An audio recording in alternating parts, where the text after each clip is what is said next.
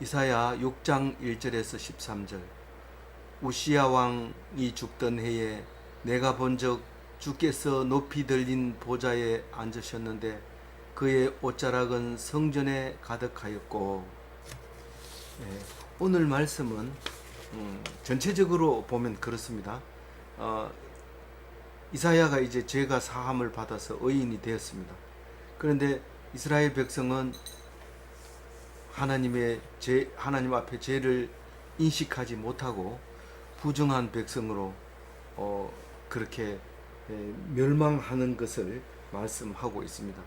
그러나 다 멸망한 것이 아니라 우리가 곡식을 거둔 뒤에 얼마 아주 작은 숫자를 싹으로 남겨두듯이 씨로 남겨두듯이 남겨둔다. 얼마간 남겨두는데 그게 얼마나 남겨두냐면 10분의 1 이상 남겨두지는 않습니다. 그러니까 이제 아주 작게 남겨둘 거다. 이제 그 말을 오늘 하고 있습니다. 그래서 오늘 크게 두 가지로 얘기합니다.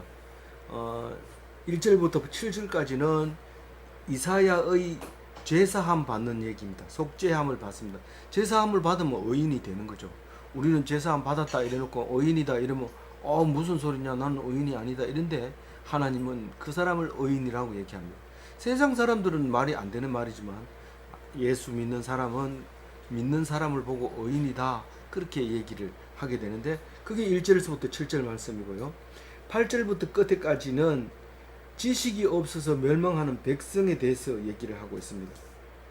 그리고 제일 마지막에 그 지식이 없어서 멸망하는데 싹 멸망하는 게 아니라 10분의 1보다도 더 작게 남아있을 때 그때 비로소 멸망을 하지 않게 만든다. 그 얘기를 하고 있습니다.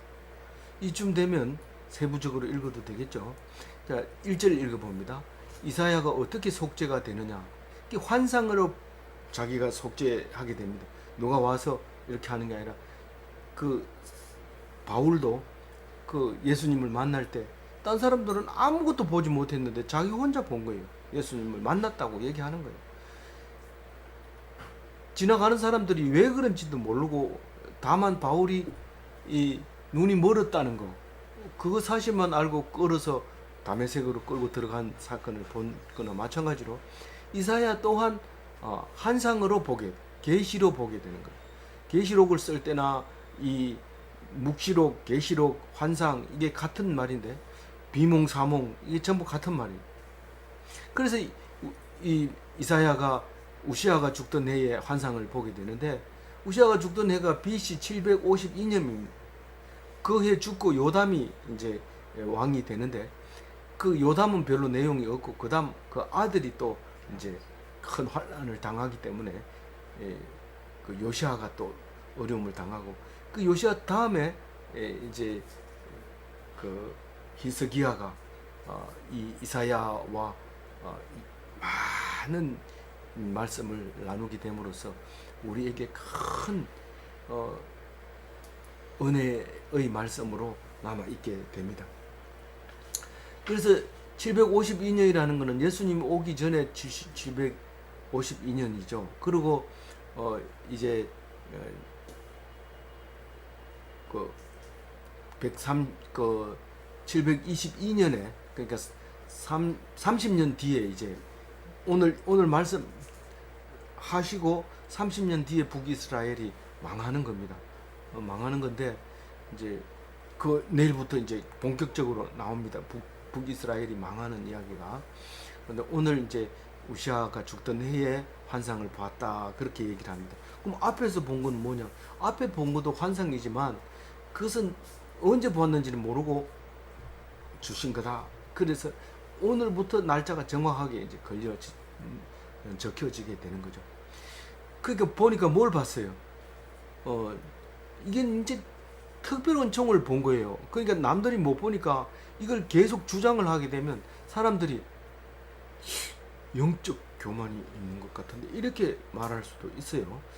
근데 그 사람이 무슨 얘기를 하면 이렇게 봐야 되는데 남들 보기에는 막 그 사람이 특별한 얘기를 하고 무슨 그래서 혹시 이단인지 몰라 이렇게 얘기하기가 아주 쉽게 되어져 있는 거죠. 그래서 환상을 본다는 것은 목숨을 걸고 봐야 되지, 남들한테 칭찬받고 그 사람은 정통파 기독교인이야, 그리고 아주 고신척이야 막 이러면서 아주 교파에 대해서 자부심을 갖게 되죠. 그리고 그런데 이제 여기서는 환상을 보면 남들에게 이상한 소리를 듣게 됩니다. 특별한 종을 받은 사람은 세상 사람에게 따돌림을 받게 되는 것을 볼 수 있는데, 그걸 보니까 어떤 일이 있었냐면, 이건 뭐 눈으로 보고 자기가 믿은 거죠. 여기에 보면 성전이라는 말이 나오죠. 성전은 천국에 성전이 있습니까? 이렇게 물으면 바보죠. 왜냐하면 천국에 하나님이 계시는 곳이잖아요. 하나님이 계시는 곳이 성전이지 뭐 딴 게 성전입니까? 그럼 교회도 성전이겠네. 그 교회 성전이고 교회 하나님이 계시죠. 어떤 교회 가면 떠들지도 못하고 강대상 위에 교인들이 올라가지도 못하고 성경책은 더 소중히 여기고 막 이렇게 하는 것을 볼 수 있는데, 원래는 그게 맞죠. 원래 의미는 특히 이 초대 교회일 때는 그게 더 중요하지만, 지금은 뭐 아무나 올라가서 거기서 노래하고 춤추고 뭐 율동하고 뭡니까 그런 것도 하잖아요. 그러니까 우리가 그거를 하나님 계신 줄을 또 모르고 그냥 연극하는 곳이다 뭐 이래 생각할지 모르는데, 그게 아니고 그게 바로 천국입니다. 하나님이 계신 곳입니다. 나라 임하옵시고, 이 말은 천국이 임하십시오. 그리고 천국이 계시옵시고, 이 말은 결국은 우리가 성전인데 우리 마음속에 하나님이 와 계셔라, 그 말이나 마찬가지인데, 그걸 연달아서 그걸 상상해내지 못함으로써 그냥 입만 중얼거리고 하나님 없는 삶을 살게 되는데, 그렇게 살지 말아야 되죠. 그래서 그게 딱 환상을 보니까 옷자락이 성전에 가득하고, 이렇게 그 옷자락이 참 중요하거든요. 옛날에는 옷자락만, 예수님 옷자락만 만져도 병이 났고, 그 옷자락이 그 사람에게 가장 끝에 있는 거지만 그 사람의 몸이나 마찬가지였던 거죠. 그 서랍들이 모시고 섰는데, 서랍이라는 천사는 여기 이사야서 딱 여기 한 군데밖에 안 나옵니다.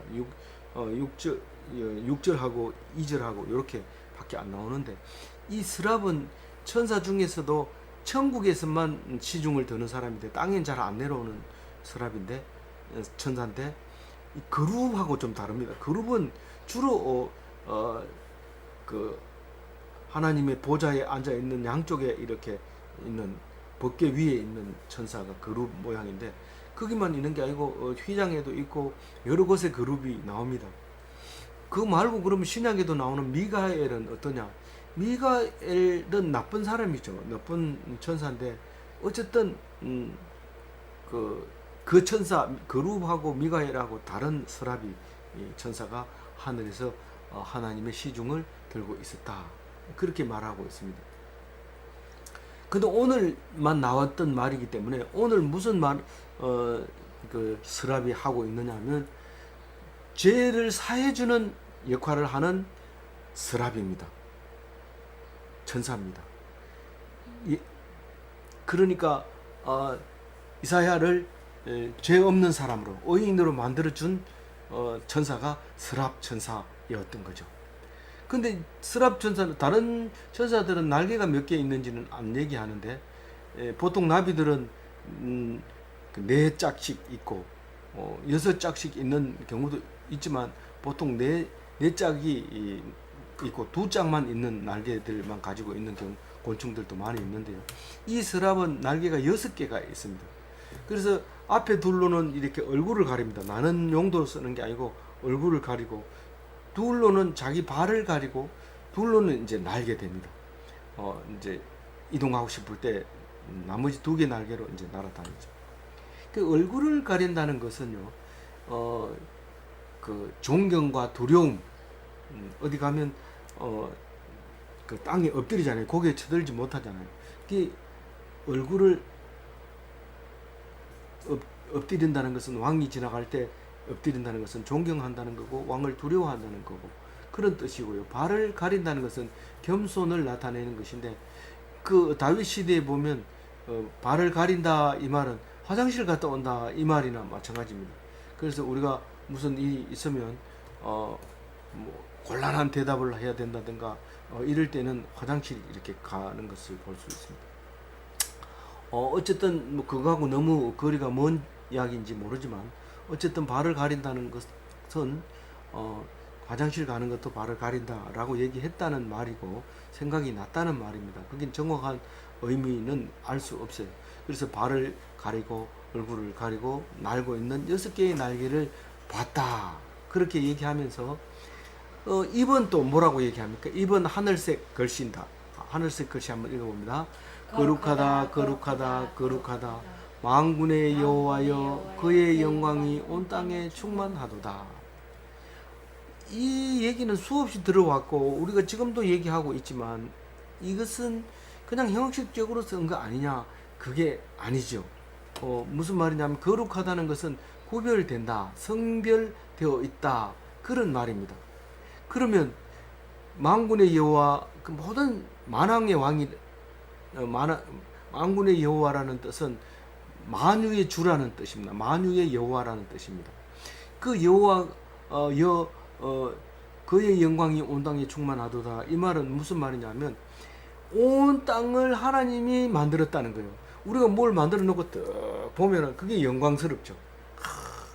어떤 사람은 자기 아들을 서울대에 보내놓고 영광이라고 탁 바라보고 있죠. 어떤 사람은 우상의 조각을 만들어 놓고 탁 쳐다보면서 영광스럽게 생각하기도 합니다.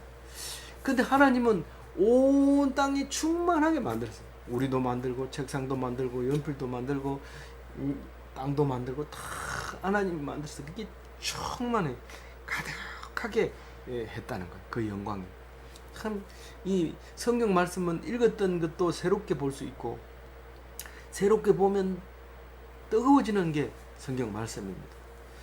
4절 우리 같이 읽어봅니다. 이같이 화답하는 자의 소리로 말미암아 문지방에 드가 요동하며 성전의 연기가 충만한지라.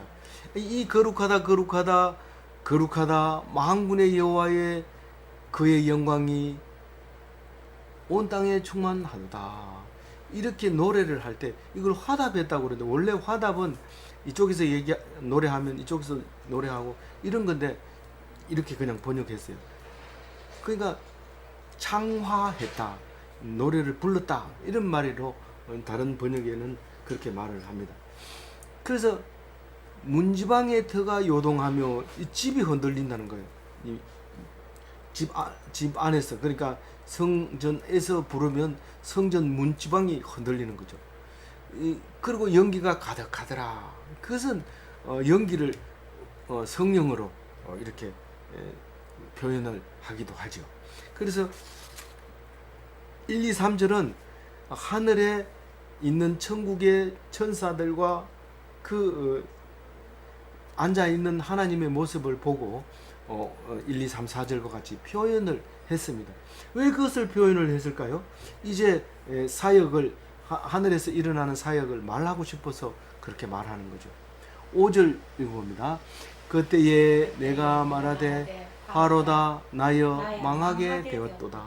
나는 입술이 부정한 사람이요 나는 입술이 부정한 백성 중에 거주하면서 만군의 여호와이신 왕을 배웠음이로다 하였더라. 모세가 성령 십계명을 받아 내려올 때 백성들에게 말을 하고 싶은 게 있다고 말씀하셨다. 그러니까 백성들은 너무 무서워서 겁이 나서 아니다 네가 가서 듣고 와라. 그래서 이제 듣고 가는 게 있습니다. 그 이후부터는 하나님을 보면 다 죽어요. 모세도 못 봤죠. 그냥 뒷모습만 살짝 본 적이 옷이 지나가는 것만 보고 못 본 거예요. 근데 그게 겁이 나가지고 백성들이 이제 하나님 앞에 못 갔는데 그 모세도 보지 못한 그 하나님을 보게 되면 죽습니다. 죽는데 이게 환상으로지만은 이 이사야는 그만 하나님을 보았다고 생각하고 나는 망했다. 이제 죽는다. 이젠 끝났다. 왜냐하면 내가 지금 죄를 지고 있기 때문에 하나님 보면 죽는다고 생각한 거죠. 근데 깨끗한 사람은 하나님 보면 안 죽어요. 근데 그 얘기를 하는 거예요. 입술이 부정한 사람. 어제 부정한 말을 어떤 말을 했어요? 너희들 부정하면 안 된다. 겉으로는 부정하지 않는 것처럼 선지자가 하는 말처럼 하지만 사실은 그게 너희들이 믿지 않고 변정되는 말이다. 입술에 하는 부정한 말이 있었는데 그게 뭐였어요? 생각 안 나죠? 생각나면 좀 곤란하죠. 그게 하나님은 일일이 와서 우리에게 가르쳐 준다, 보여준다. 반드시 하나님은 죄 지은 자는 벌 주시고 그런 것을 우리가 알게 하신다. 몰라요. 안 보여줘요. 안 보여주기 때문에 보지 않고 믿는 거고 또 심판해도 몰라요. 그게 심판인지 몰라요.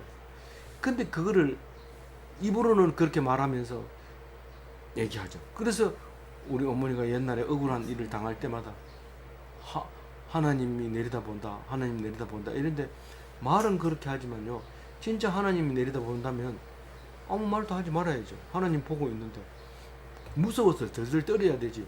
하나님 내려다본다, 하나님이 네 잘못했다 하면 어떻게 할래? 무섭죠. 그렇기 때문에 그런 말도 사실은 하면 안 되죠. 그러나 어쨌든 하나님 내려부터 본다 이러고 가만히 있으면 돼요. 그거는 진짜 하나님을 믿는 사람이지만 하나님이 내려다본다 이러면서 죽여버리면 결국은 자기가 심판관이 됐기 때문에 하나님 내려다본다는 말은 거짓말이 되는 거죠. 그렇게 말하는 게 그게 부정한 사람이 하는 말이에요. 만홀히 여기고 함부로 하나님 얘기를 입으로 드러내는 거죠. 그리고 자기뿐만 아니라 자기 주위에 사는 백성들이 전부 하나님을 부를 때 어떻게 불러요? 만홀히 여기고 함부로 부르고 이런 사람들 옆에서 우리가 살았기 때문에 그러니까 난 이제 죽었다 이렇게 생각을 한 거죠. 근데 이제 반전에 이야기가 나오죠. 그때 구원의 때입니다. 이때가 구원의 때. 이 이사야로서는 구원의 때. 스랍이 탁 나타나요. 두 번째 스랍입니다. 이게 성경 전체에 두 번밖에 안 나오는데 이제 두 번째 나왔어요. 이 스랍을 읽고 나면 이젠 다시는 스랍을 읽을 새가 없어요. 이제 6년 뒤에 한번 읽어볼까. 그러나 참고 문헌이 많기 때문에 이걸 또 읽게 되고 또 읽게 되고 묵상할 때마다 그게 튀어나올 수도 있어요. 어쨌거나 그 서랍 중 하나가 부젓가락을 가가지고 그 고기를 태우기 위해서 장작을 가지고 불에 태우잖아요. 그 고기를 다 태우고 남은 나무만 이렇게 제가 남아서 불이 벌건 게 있잖아요. 그 부젓가락으로 가지고 가서 딱 집어오는데 그게 번제단이잖아요. 여기는 아무 말도 안 해놓고 제단이 일어났지만 이 소를 태우는 번제단 그 성소 앞에 있습니다. 성소 앞에 거기 가가지고 부젓가락으로 딱 집어가지고 그 손에 가지고 내게로 와서 제단에서 집은 바 핀수틀 빨갛게 된 그 불붙은 것을 손에 담아가지고 이사야에게 가지고 온 겁니다. 부젓가락으로 집었기는 집었지만은 손에 가지고 왔어요. 그 젓가락을 짚고 가져왔는지는 모르지만 천사의 손으로 가지고 와서 이사야의 입술을 갖다가 대버립니다. 찢어버립니다. 그러면 그동안 하나님을 어떻게 여기서요? 1계명이 뭐라고 해놨어요? 너희는 하나님의 이름을 망령되이 그러니 그 입을 그냥 찢어버리는 거예요. 그동안 입이 잘못했는데 입을 찢어버렸기는 이제는 과거의 죄값을 다 치른 거예요. 죄값을 이 숯불이 지금 이게 이제 번제단에서 그 양이 죽어서 그 불이 깨끗하게 된 그 불을 가지고 입을 찢었기 때문에 가능한 거예요. 그래서 말합니다. 보라 이것이 내 입에 닿았으니 내 악이 제하여 졌고 내 죄가 사하여 졌느니라. 죄악은 뭐고 죄는 뭡니까? 악은 뭐고 죄는 뭡니까? 같은 말이죠. 죄나 악이나 같은 말인데 우리는 알아듣기 좋게 천사가 자세히 얘기하고 있습니다. 그러니까 보라, 입에 닿았으니 악이 제하여졌고 죄가 사하여졌느니라, 그렇게 얘기할 때 뭡니까?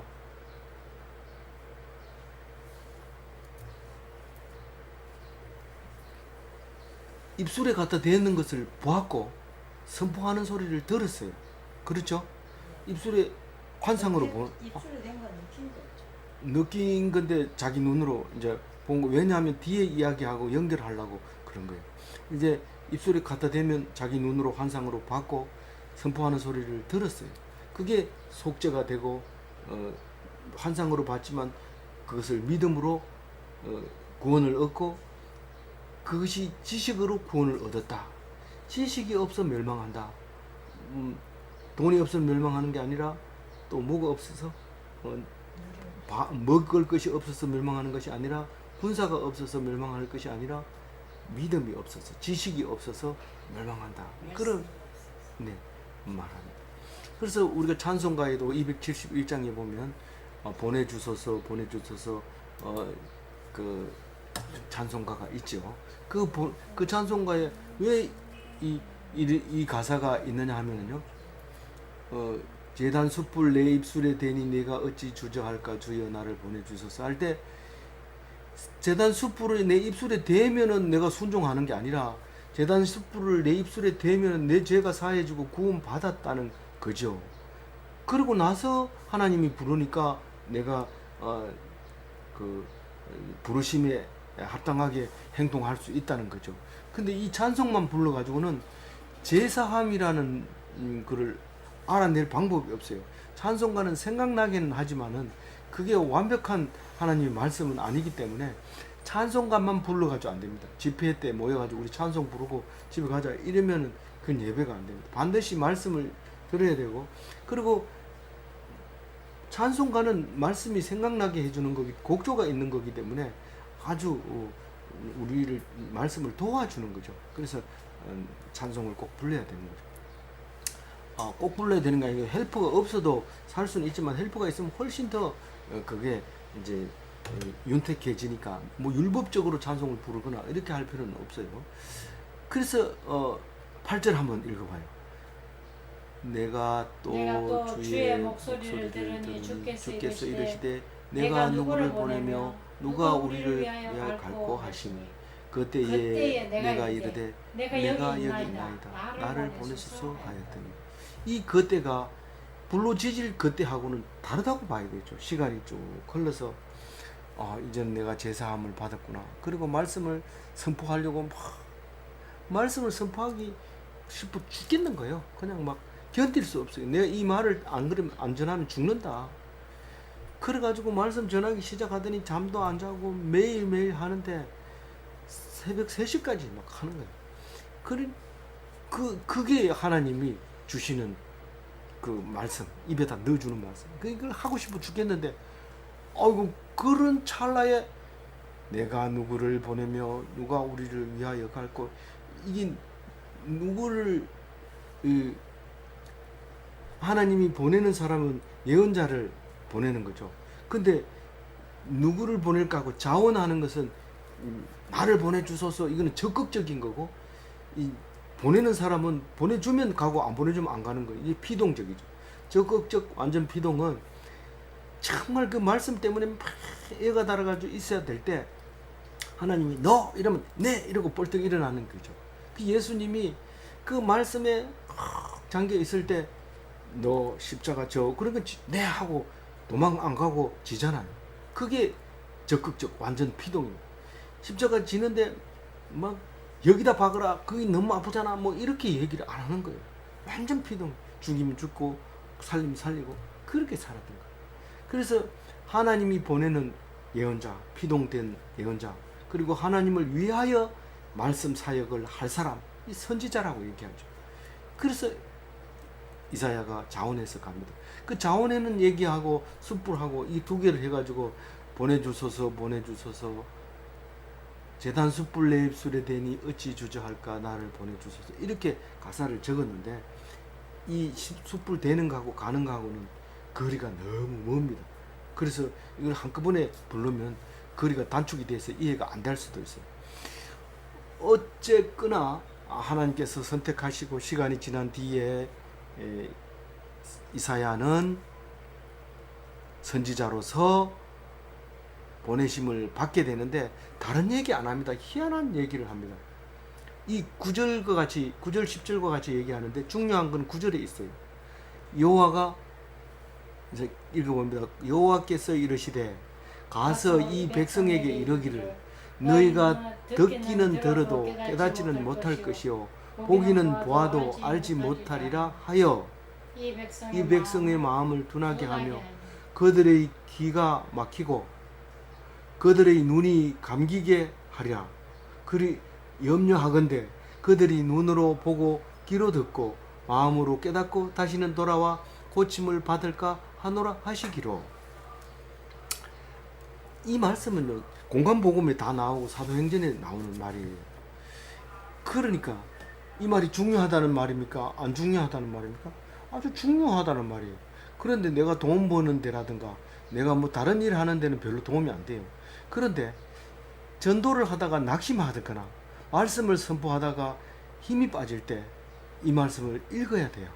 읽지 않으면 그 힘을 용기를 낼 수가 없어요. 근데 이 말씀을 읽으면 힘이 나요. 어디서 나는지 몰라요. 힘이 나요.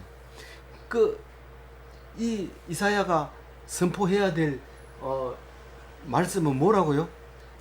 너희들은 들어도 깨닫지 못하고 보아도 못 본다. 그 말을 선포하라는 거예요. 선지자가 이 말 한마디 하면요, 선지자는 들어도 못 깨닫는다 했지만 난 들어도 깨닫는다 이렇게 하는 사람이 없어요.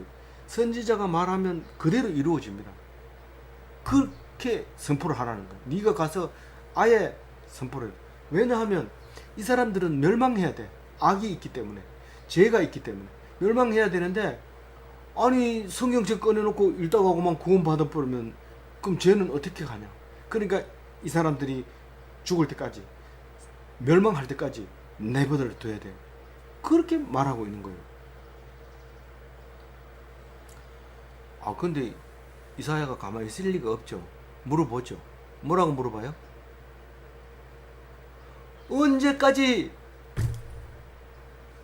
그럴 거냐고. 언제까지 이 모든 백성이 말씀을 이해 못하고 그렇게 하도록 내버려 둘 겁니까? 딱 물어보잖아요. 그 다음 답이 우리에게는 굉장히 중요합니다. 이 말도 중요하지만 이 말하고 그 말하고 둘이 딱 짝이 돼가지고 한쪽만 있어도 안 돼요. 두 개가 하나 딱 짝이 돼가지고 우리에게 힘을 주는 놀라운 말씀입니다. 이 말씀은요, 마태복음을, 마가복음, 누가복음 이 세 개가 똑같이 말을 합니다. 무슨 말을 하냐면 씨 뿌리는 비유를 합니다. 씨를 막 중동주방에 흩어 뿌리는 씨입니다. 네 하나님 믿게 생겼는데 네 여기 우리 묵상교회 와라. 그럼 틀림없이 훌륭한 사람이 되겠다. 이렇게 그 사람을 골라가지고 앉혀놓고 말씀 전하는 게 아니에요. 그냥 막 얘기합니다. 인터넷으로 누구든지 볼 수 있게 만들어 놓고 지나가면서 뭐 합니까? 이런 명함 주면서 인터넷 주소 가르쳐 주면서 거기 들어오라고, 이 시간에 들어오면 된다고, 이렇게 하면서 막 다니는 거예요. 이게 흩어뿌리기예요. 중동 집안. 그게 그래가지고 효과가 있나? 그래도 그 사람 딱 잡아가지고 하는 게 효과 있지. 중동 집안은 그렇게 안 합니다. 왜냐하면 이 씨를 뿌리면 길밭에도 떨어지고 가시밭에도 떨어지고 뭐 돌 위에도 떨어지고, 그렇지만 그 중에 옥토에 떨어진 게 있는데 그게 10배의 수확을 거두는 게 아니라 60배, 100배, 30배, 60배, 100배의 결실을 얻기 때문에 걱정하지 마라. 뿌려라. 이렇게 될 때 그런 거죠. 그게 이제 근데 그 얘기를 지금 마태복음 13장에 하는데, 우리 한번 읽어봐요. 이제 마태복음 같이 읽어봐요. 우리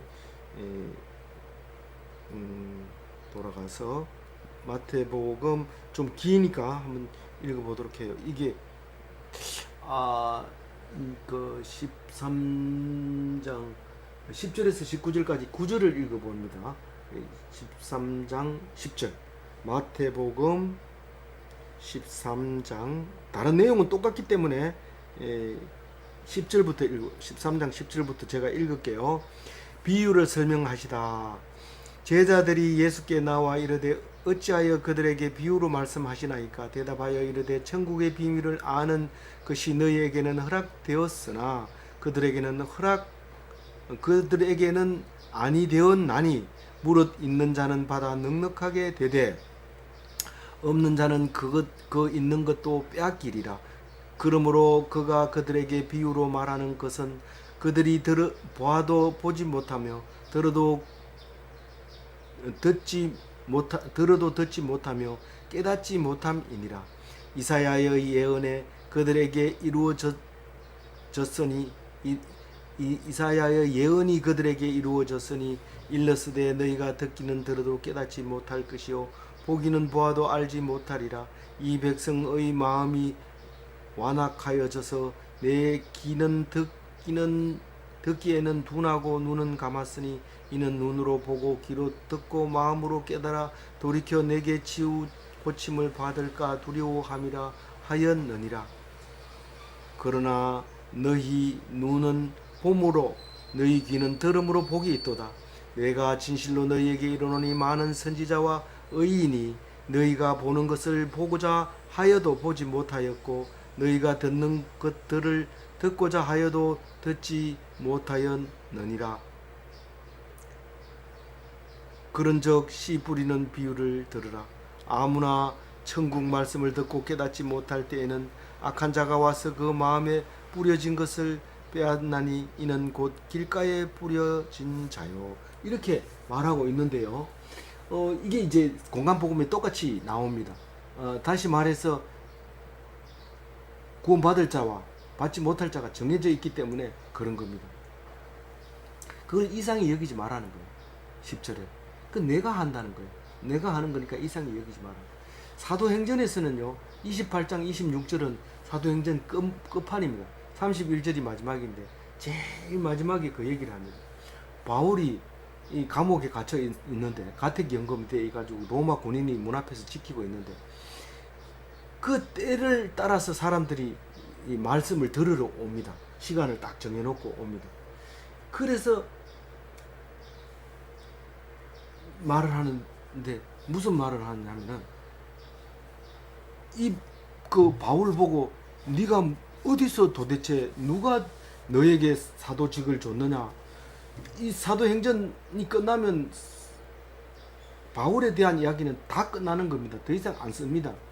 그럼에도 불구하고 마지막 판에까지도 그 말을 합니다.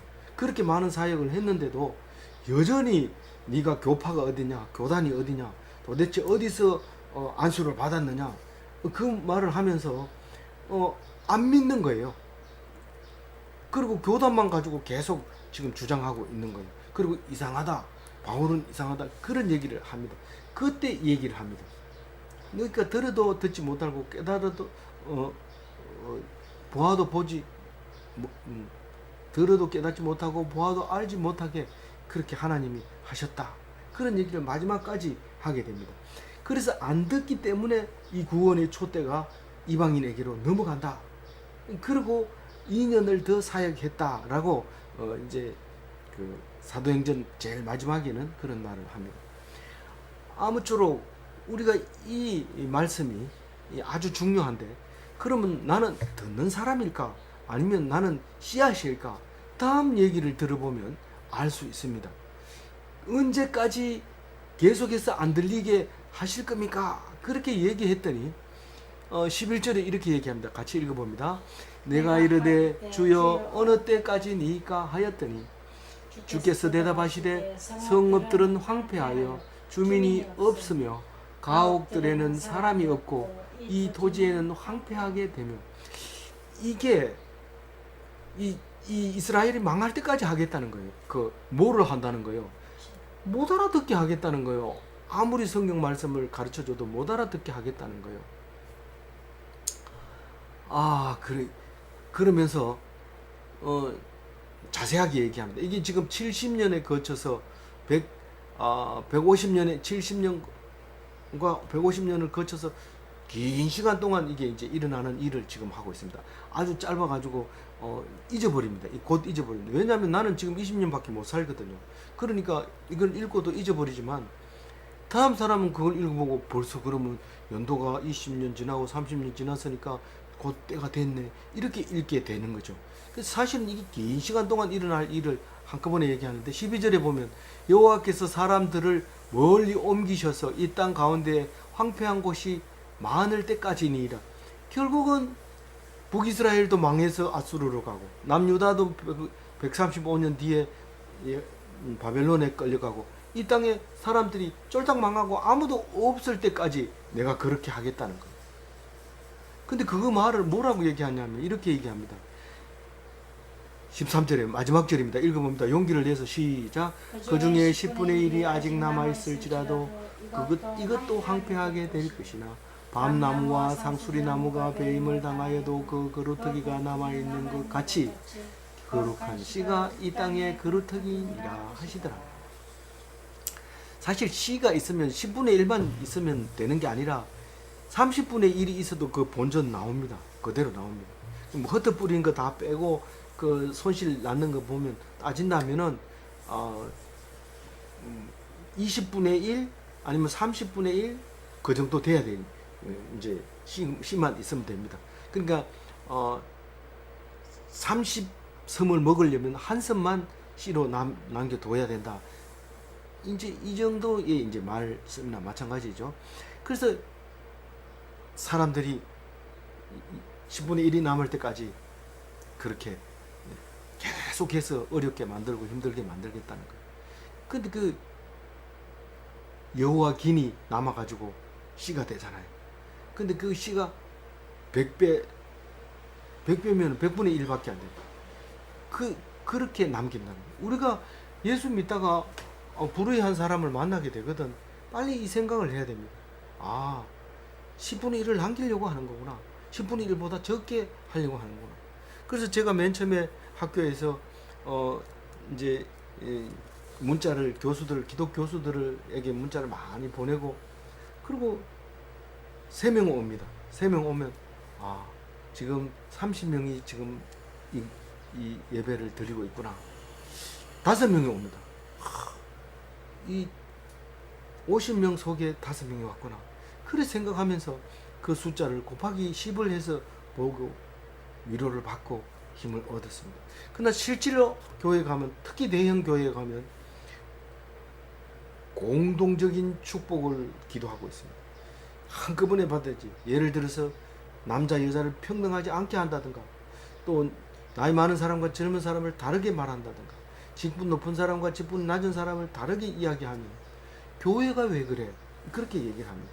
그러나 절대로 하나님께서는 10분의 1보다 적은 숫자를 씨로 남겨둡니다. 나머지는 다 허당이고 멸망해야 되고 죽어야 될 사람들이지요.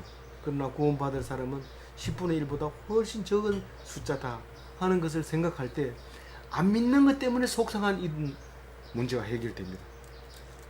안 믿는 것 때문에 속상해하지 마세요.